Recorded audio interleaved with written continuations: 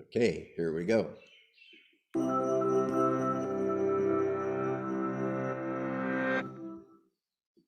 How much can we really know about the universe beyond our galaxy? The Hubble telescope has enabled us to see objects in space as far as 13 billion light years away. But this still doesn't give us the answers to all our questions.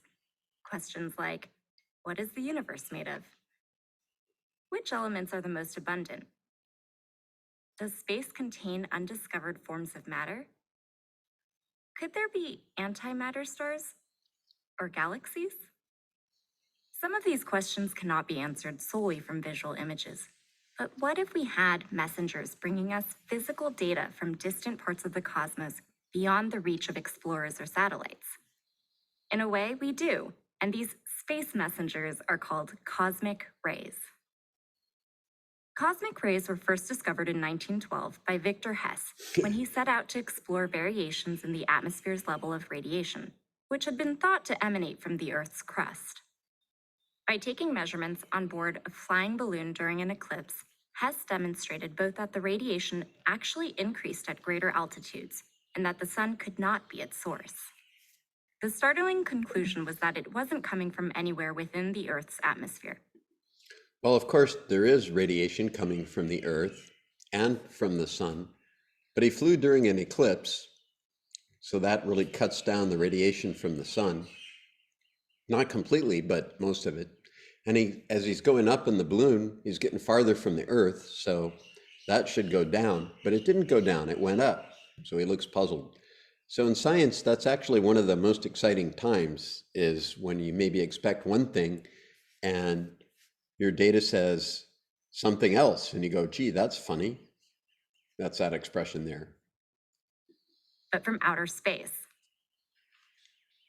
Our universe is composed of many astronomical objects, billions of stars of all sizes, black holes, active galactic nuclei, asteroids, planets, and more.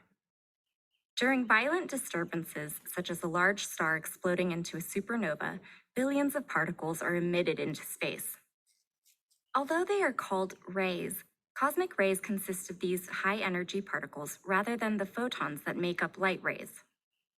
While the light from an explosion travels in a straight line at its famous constant speed, the particles are trapped in extraordinary loops by magnetic shock waves generated by the explosion. Crossing back and forth through these magnetic field lines accelerates them to almost the speed of light before they escape. There are lots of cosmic rays in space, and some of these particles have traveled for billions of years before reaching Earth. When they enter our atmosphere, they collide with the molecules there, generating secondary cosmic rays, lighter particles with less energy than the original. Most of these are absorbed into the atmosphere, but some are able to reach the ground, even passing through our bodies. At sea level, this radiation is fairly low. But people who spend a lot of time at higher altitudes, such as airline crews, are exposed to much more. What makes cosmic rays useful as messengers is that they carry the traces of their origins. By studying the frequency with which different particles occur, scientists are able to determine the relative abundance of elements such as hydrogen and helium within the universe. But cosmic rays may provide even more fascinating information about the fabric of the universe itself. An experiment called the Alpha Magnetic Spectrometer, AMS, has recently been installed on board the International Space Station, containing several detectors that can separately measure a cosmic ray particle's velocity, trajectory, radiation, mass, and energy, as well as whether the particle is matter or antimatter. While the two are normally indistinguishable, their opposite charges enable them to be detected with the help of a magnet. The Alpha Magnetic Spectrometer is currently measuring 50 million particles per day, with information about each particle being sent in real time from the space station to the AMS control room at CERN. Over the upcoming months and years, it's expected to yield both amazing and useful information about antimatter, the possible existence of dark matter, and even possible ways to mitigate the effects of cosmic radiation on space travel. As we years away. Whoop, sorry. Active galactic rays, cosmic ray distance speed, The particles are trapped in extraordinary loops by Press the magnetic wrong shock button. waves generated by the explosion. Crossing back and forth through these magnetic field lines accelerates them to almost the speed of light before they escape. There are lots of caution containing several detectors that can separately measure a cosmic ray particle's velocity, trajectory, radiation, mass, and energy, as well as whether the particle is matter or antimatter. While the two are normally indistinguishable, their opposite charges enable them to be detected with the help of a magnet. The alpha magnetic spectrometer is currently measuring 50 million particles per day, with information about each particle being sent in real time from the space station to the AMS control room at CERN. Over the upcoming months and years, it's expected to yield both amazing and useful information about antimatter, the possible existence of dark matter, and even possible ways to mitigate the effects of cosmic radiation on space travel. Okay, that's where I wanted to pause it. Sorry that it went back like it did. So this is one of the unspoken problems that often gets ignored when people talk about traveling to Mars. Elon Musk apparently wants to colonize Mars. Wow, cool. You know, I think it'd be easier to colonize Antarctica or the deep ocean. A lot more resources there, closer. But the damage done to biology, cosmic rays damage our DNA. And we only live for so long. And part of the reason is the damage to the DNA gets repaired. But as we age, those repair mechanisms get damaged themselves. And eventually we age and die. As far as we know, 10 out of 10 people usually die. And in order to really properly protect astronauts on the month's journey to Mars, would take a shield of something like a few meters of water. Well, that's just way too heavy to lift from the Earth. So remember, we looked before at water on places other than the Earth, like on the moon.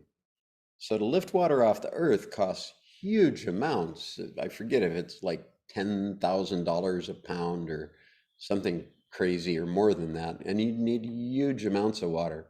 But it would cost a lot less to lift it off the moon if we got it there. Anyway, that's still a real big problem. How to shield astronauts or people that stay a long time in space from cosmic rays. So there are folks who've lived on the International Space Station for up to a year. And it turns out their DNA repair mechanisms got boosted, they increased.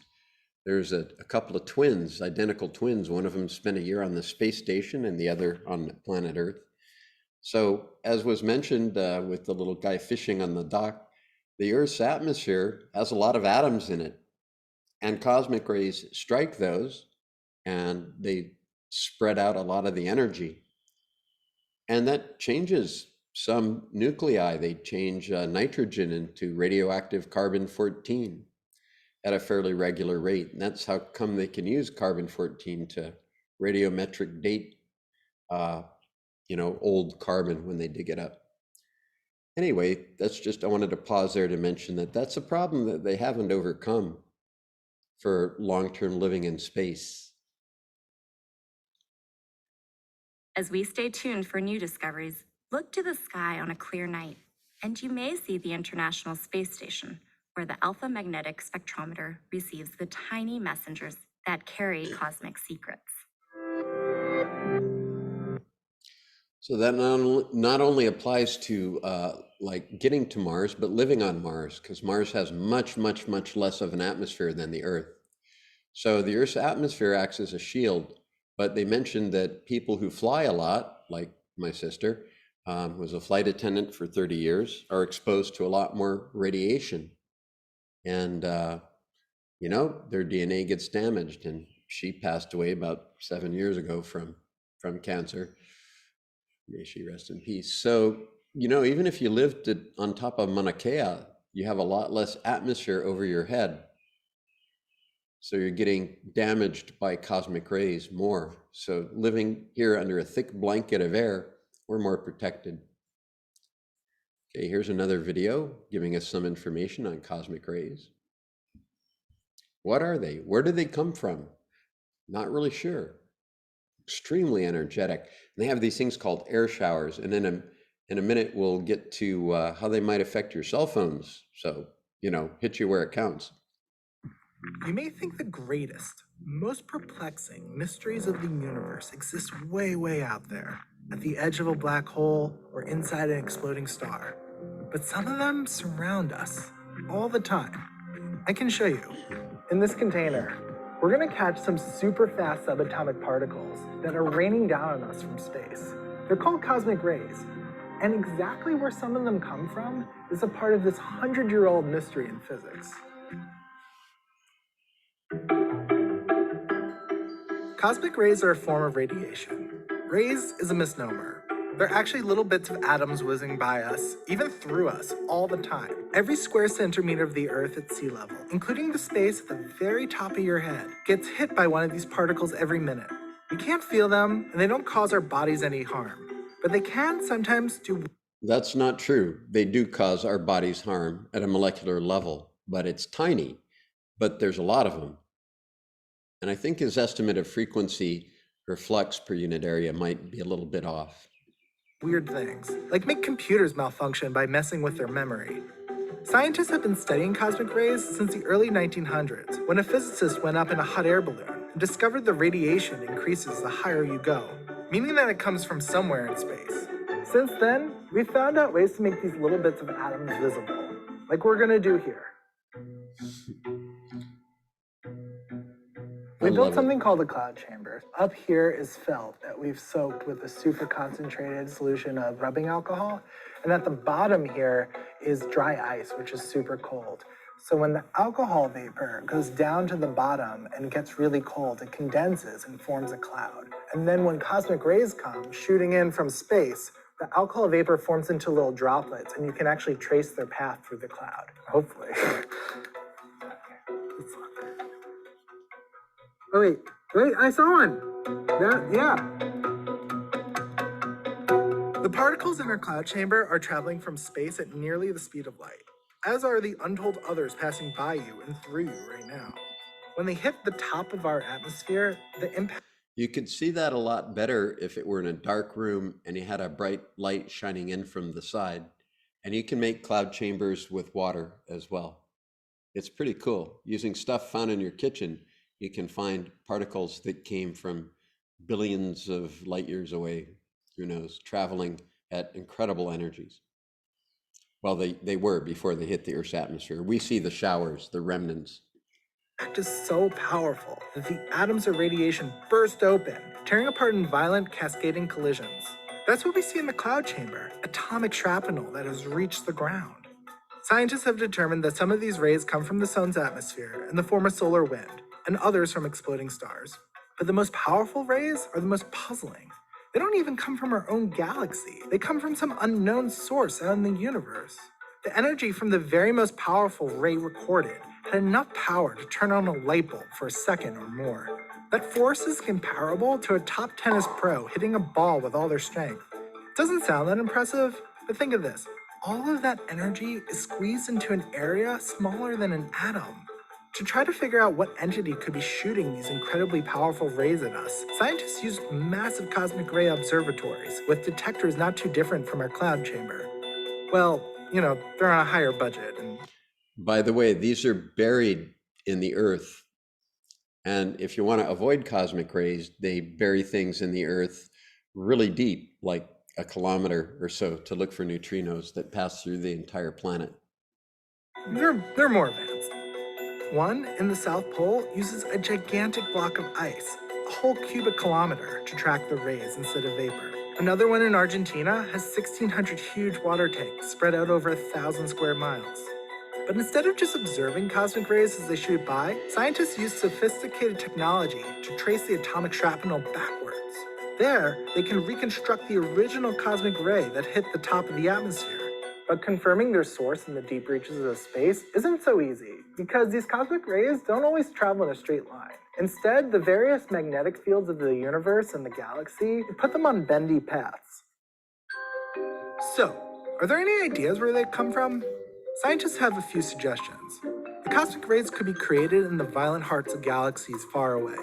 Another leading hypothesis is that they're not produced by exploding stars per se, but by bouncing around in the shockwaves produced by those explosions. There's also the possibility that some of the rays are produced by forces and objects we don't know about, or interact with things like dark matter in ways that we don't yet understand. Or they could come from strange objects left over from the Big Bang. I mean, aliens could be shooting these things at us, but I doubt it. What scientists need is more data, more observations to be able. Just to pause for a moment, for most of human history, electromagnetic radiation, these are particles. These are not light like electromagnetic. All that humans knew about electromagnetic radiation was the visible spectrum. And as we've seen before, that's just a tiny sliver of electromagnetic radiation. It's just a little bitty sliver of like half a slice of pie. And the rest of that has been going on all around us and through us since before humans were there. And wow, it's pretty amazing. So we found out about the other stuff in electromagnetic spectrum by scientific instruments. Similarly with cosmic rays, what we don't know is much larger than what we do know. Able to pinpoint the sources in the sky these particles are coming from. If scientists can figure out where the most powerful cosmic rays come from, it means they're discovering one of the most powerful things in the entire universe, perhaps the most powerful thing in the entire universe.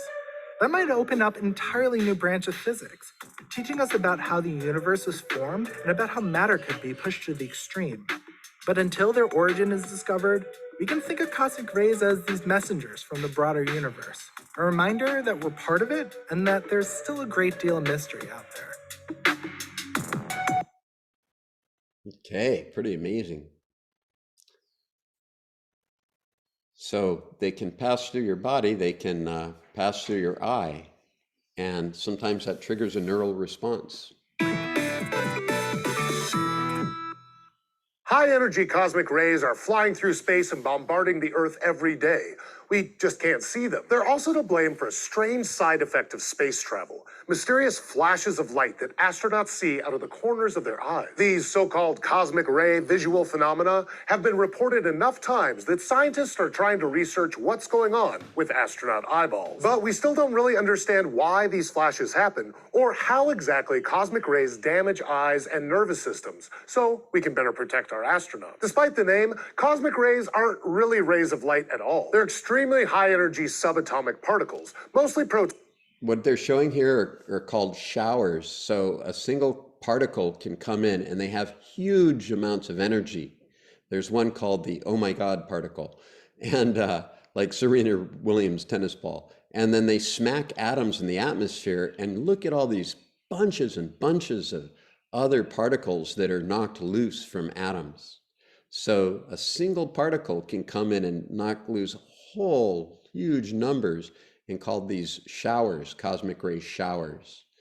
So they're colliding with atoms in the Earth's atmosphere. If we didn't have that atmosphere, we'd getting slammed by the direct energy of the full cosmic rays.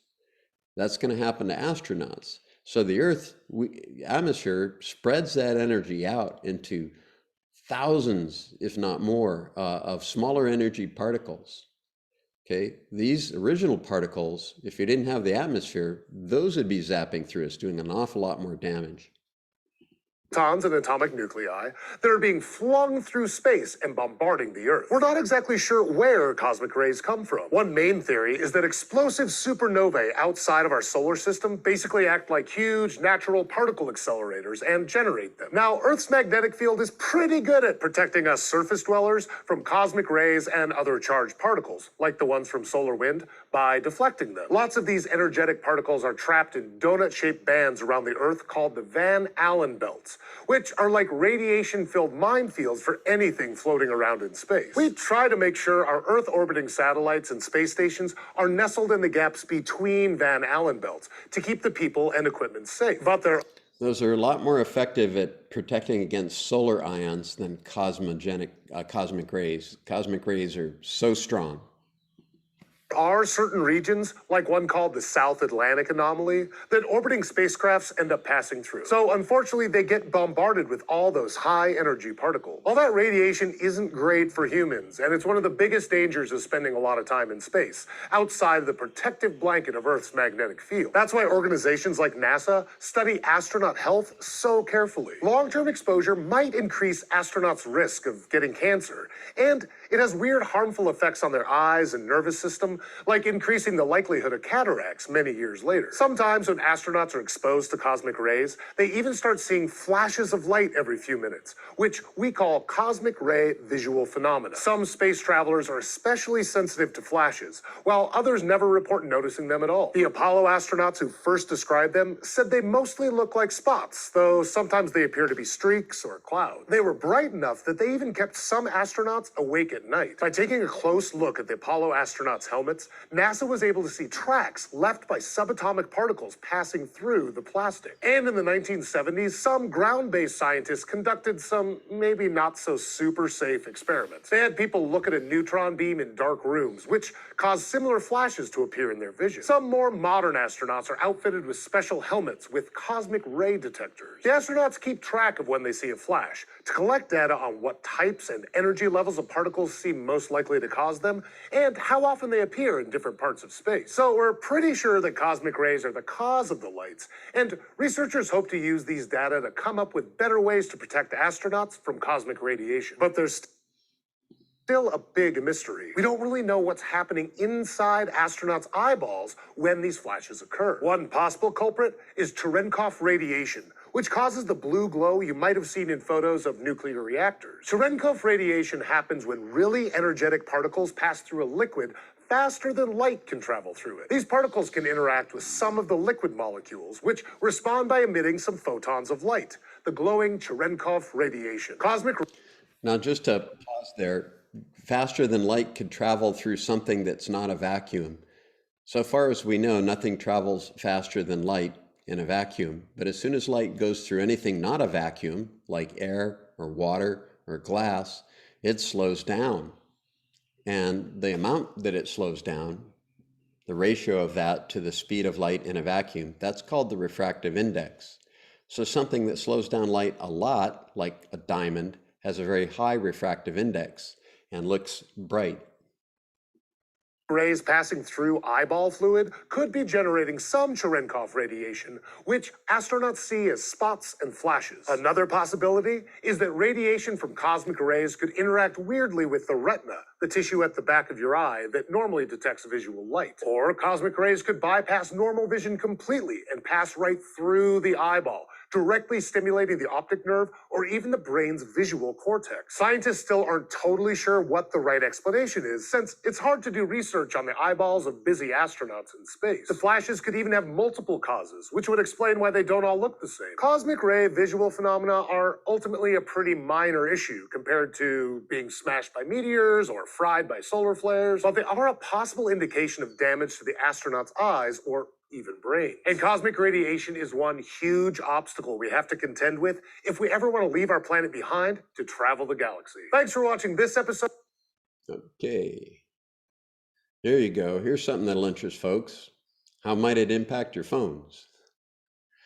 So all modern computers and phones electronics have integrated circuits. I did some work in the factories that make them called fab plants, and they're ultra clean rooms. And these particles zip right through things and cause microscopic damage. As we get better and better at making things smaller and smaller, those tiny bits of damage have more of an effect on things like RAM, random access memory, and other sorts of quantum level effects that are standard use in our phones and computers. Knock on wood that your phone never crashes, but if it does, cosmic radiation could be to blame. Researchers at Vanderbilt say electrically charged particles raining from the sky can be a surprisingly big problem for personal devices, and the problem is growing. The cosmic rays we're talking about don't come from the sun, but from outside our solar system. These rays hit Earth's atmosphere, creating subatomic particles. Millions of these hit your body every second without any known side effects, but electronics are a different story. Notice this person said millions hit your body every second. And the other fellow said, maybe 1 a second hits the top of your head. That's a big difference. Story. Because some cosmic particles have a charge, they can mess with the device's circuitry and stored data. Fixing this kind of problem for your phone may require a hard reset, which could be a personal nightmare. The fact that transistors and computers keep getting smaller could raise the risk of cosmic rays interfering with circuitry. The researchers also note that particles have more potential targets since there are more and more computers in our society. We're relying on computers more too. While cosmic rays may seem bad for your personal devices, they've actually caused more serious problems in the past. Researchers suspect the rays changed a single binary digit in a Belgian voting machine in 2003, giving a local candidate 4,000 extra votes. And in 2008, rays may have caused a plane's autopilot system to malfunction. The plane dropped 690 feet in less than 30 seconds, injuring a third of the people on board. Woo! Okay, so these aren't just theoretical. Oh, yes. Highest ever cosmic ray ever seen. This is interesting. Highest energy. Highest energy cosmic ray ever seen. On October 15th, 1991, an observatory in Utah detected something remarkable. A particle so powerful it was quickly nicknamed the Oh My God particle. But what exactly was it? And why have people witnessed it?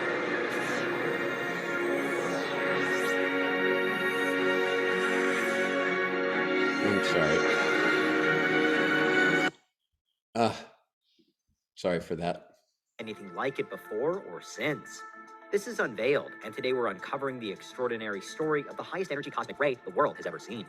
Are you a fiend for facts? Are you constantly curious? Then why not subscribe to Unveiled for more clips like this one and ring the bell for more fascinating content. They're high-energy subatomic particles that are blasted through space, and they're also incredibly common, with Earth constantly being bombarded by them, though most are low-energy and not particularly noteworthy. It's thought that cosmic rays, in general, originate from very bright points in the universe, like distant stars, supernovas, quasars, and blazars. Our own sun could potentially throw out cosmic rays, but it's thought that the higher energy rays, from our perspective, usually come from much further away. For a cosmic ray to be considered ultra-high energy, it needs to score higher than 1 eeV, or 1 extra electron volt, which has the same energy as a quintillion standard electron volts. So anything measuring more than 1 eeV is packing a truly staggering amount of energy. Seeing as we're getting hit by cosmic rays all the time, though, what is it that makes the one sighted in Utah in 1991 so special? Well, to this day, the Oh My God particle remains the highest energy cosmic ray ever seen. And though there have since been some similar cosmic rays detected, none have truly come close to matching this one. The OMG particle had around 320 exa-electron volts of energy and was traveling at 99.99, followed by 19 more 9s, 51% the speed of light. This particular ray was so baffling that the scientists who observed it reportedly held back their discovery for another year before announcing it to the world, because they feared that it had simply been a crazy anomaly. We'd really never seen anything like this before. Even by today's standards, the OMG particle was around 10 million times faster than any of the particles we've since accelerated inside the world's largest machine, the Large Hadron Collider. Specifically, the Oh My God shattered something called the Greisen-Zetsepin-Kosman limit, which was named after physicists who came up with it and is more commonly called the GZK limit. Formulated in 1966, the GZK limit said that no cosmic ray could ever have energy higher than 60 exa-electron volts. This was because, despite how it appears to us, space isn't just space. It's full of particles, including, and most importantly in this case, the photons that make up the cosmic microwave background radiation, or CMB. The GZK limit posits that if a cosmic ray had a higher energy than 60 exa-electron volts, the photons in the CMB would effectively stop it in its tracks, with cosmic ray particles crashing into CMB particles. But the OMG particle broke the GZK limit more than 5 times over, and since its discovery, there have been a few hundred other extreme energy rays found to have exceeded 60 eeV. One explanation for violations of the GZK limit has to do with the particles themselves. It's suggested that the GZK limit still applies and can't be broken when the particle in question is a proton, but that the particles in these trans-GZK events, the extreme energy cosmic rays, are made of heavier elements. Unfortunately, since it came and went so quickly, we have no way to know now whether the OMG particle was a proton or something else. And it's the same story for all those other extreme energy cosmic rays detected afterwards as well. For the OMG particle in particular, we also have very little idea about exactly where it came from. While it's true that these particles are generally supercharged by incredibly bright objects like quasars or supernovas, when we look into the sky to try and find which quasar or supernova could have launched the OMG particle specifically, scientists are still drawing a blank. One part of the problem is that the trajectory of cosmic rays can be altered by something like the Milky Way's own magnetic field. Observatories have detected that some other cosmic rays appear to come from the vague direction of the constellation Ursa Major, but there's no conclusive path to a source beyond that. Of course, Ursa Major is otherwise known as the Big Dipper, which, if you know how points you to the pole star, the North Star. Of course, the other main problem when trying to understand cosmic rays of any kind is time. We don't really know about them until they enter Earth's atmosphere, and then it all happens so quickly. We can only see them at all because of Cherenkov radiation, which is the radiation produced when an object exceeds the speed of light relative to the medium it's in. Water, perhaps. But even then, they're only very briefly visible. With the OMG particle, because of the huge amount of energy it harbored, it was almost impossible to draw any meaningful conclusions other than it happened. We are making some progress in studying cosmic rays, however. The Telescope Array project in Utah, the same state the OMG particle was discovered in, started up in 2008 with 507 surface detectors. One key finding of the array so far has been that about 27% of all the detected ultra-high energy cosmic rays we experience come from just 6% of the sky. This apparent hotspot once again appears to lie in the direction of Ursa Major, so we are, and were, at least searching in roughly the right place. But there are still many more puzzles to solve, especially as the Pierre Auger Observatory in Argentina has reportedly found evidence of another warm spot in the direction of Centaurus A, the fifth brightest galaxy in Earth's sky. Scientists and analysts hope that one day we'll be able to locate exactly what's throwing out these cosmic rays like there's no tomorrow, and precisely where it is, or they are. And perhaps... Okay, going to take a brief look. We only got a few minutes left at another take on this, and then we got 2 more vids to go. And I'll send you links to all of these. This guy is a lot of fun to watch. He is an actual astrophysicist, and he's got a great series. Some of them are pretty chewy, but it's interesting to dive into the deep end and see how much humans know or feel we know and how much we don't. Long before the God particle, there was the oh my God particle, a cosmic ray vastly more energetic than had ever been seen or was even thought possible. These ultra-high energy cosmic rays still perplex scientists. Where are these extragalactic death rays coming from? On October 15th, 1991, a single atomic nucleus traveling at 99.9999999999999999999999999999999% of the speed of light crashed through our atmosphere and streaked across the Utah sky. The nucleus quickly disintegrated into a shower of subatomic particles and light. That light was seen by the Fly's Eye Observatory, a collection of oversized tin cans that was an early experiment by the University of Utah to spot the highest energy cosmic rays in the universe. Scientists analyzing the Fly's Eye data calculated that the cosmic ray responsible for this particular flash must have had a kinetic energy of 300 exa-electron volts. That's 48 joules, an amount of energy we associate with macroscopic, not subatomic objects. That single atomic nucleus carried as much kinetic energy as a good-sized stone thrown at your head at 50 miles an hour. The particle was dubbed the oh my God particle. Nothing like it had ever been seen before. In fact, cosmic rays of that energy were supposed to be impossible. Let's talk about cosmic rays for a second. Radioactivity was discovered by Marie Curie and Henri Becquerel at the end of the 1800s. High-energy particles, electrons, and small atomic nuclei, as well as gamma rays, are ejected when heavier radioactive elements decay. We're bathed in a very low level of this radiation due to naturally occurring radioactive elements in the Earth. Soon after its discovery, this ambient radioactive flux was found to weaken with height above the ground because the radiation loses energy to air molecules. But weirdly, above a certain height, this radiation starts to increase again. Theodore Wolff first noticed this in 1909 when he took a detector to the top of the Eiffel Tower. But the real proof came a few years later in 1912 when Victor Hess took some of Wolff's detectors on a hot air balloon ride. Radiation levels increased with height, and that meant there had to be a source of these high energy particles somewhere above. It turns out they were coming from space. Cosmic rays had been discovered. In the years following Hess's balloon ride, and even following the Fly's Eye detection of the oh my God particle, we've come a long way in the art of catching cosmic rays. They are elusive little critters. You can't focus them into a camera like you can with light. Also, as Hess discovered, most don't make it to the ground anyway. For lower energy cosmic rays, one approach is to look for their Cherenkov radiation. All cosmic rays are traveling at pretty close to the speed of light, but that's the speed of light in a vacuum. Light travels slower in a medium like air. So when cosmic rays enter the atmosphere, they're actually traveling faster than the new lower speed of light. This results in a burst of gamma rays, Cherenkov radiation, that is actually detectable from the ground. Higher energy cosmic rays tend to obliterate themselves several kilometers above the ground in massive collisions with the nuclei of air molecules. The result is a cascade of subatomic particles, the debris of the collision, that can spread itself out over several kilometers. These cascades are called air showers. Streams of charged particles cause the air to fluoresce.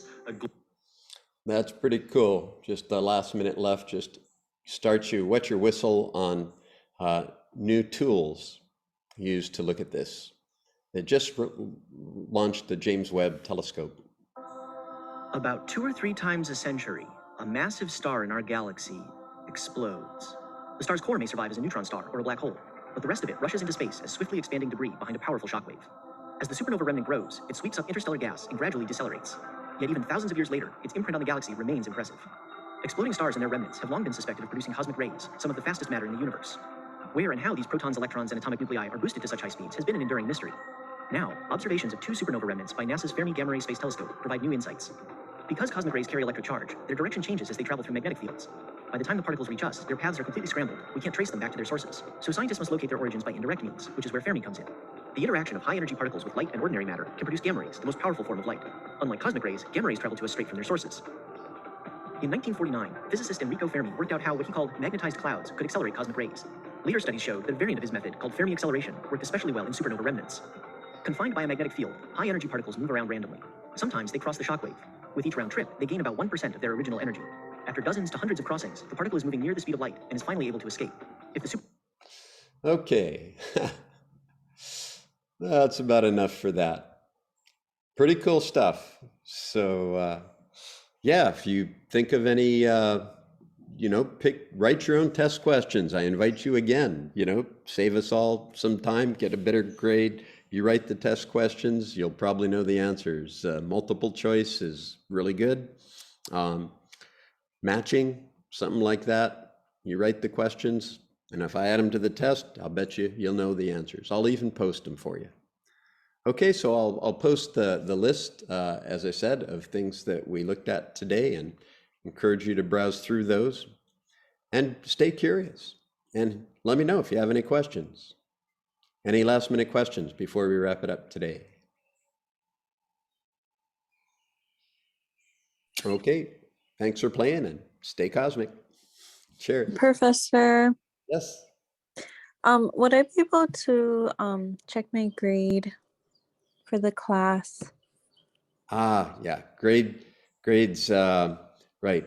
I'll stop recording now, but yeah, grade Okay. checks for each individual student in every course is, I can show you how to do it, but I can't do the actual calculations for every student every time I'm asked, but I'll walk you through how to do it, and I'll post it. Okay.